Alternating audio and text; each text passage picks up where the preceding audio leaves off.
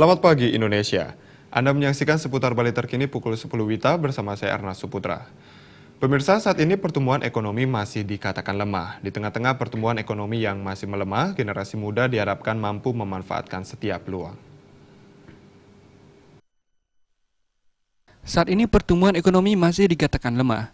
Melemahnya perekonomian ini diharapkan generasi muda mampu melihat peluang.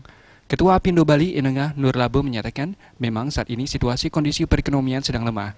Investor yang berinvestasi di bidang properti mengalami kesulitan dan kendala. Mereka yang masih menjalankan usahanya di bidang perputaran barang dan jasa dapat dikatakan masih bisa bertahan di situasi ekonomi yang sulit ini. Dalam kondisi ekonomi yang masih mengalami perlambatan ini, semua pihak terutama generasi muda harus tetap optimis.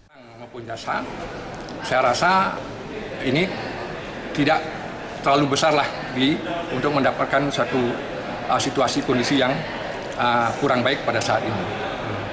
Tetapi kita sekali lagi kita harus optimis, utamanya ke generasi muda sekarang.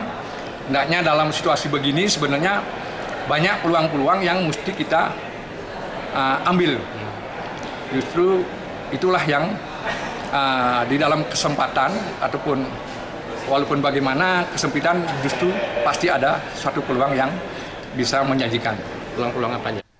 Selain mampu melihat peluang, generasi muda diharapkan lebih inovatif sehingga usaha yang dirintis mampu bertahan. Agung Ria, Bali TV. Kami akan kembali di seputar Bali terkini 1 jam mendatang. Selamat pagi dan sampai jumpa.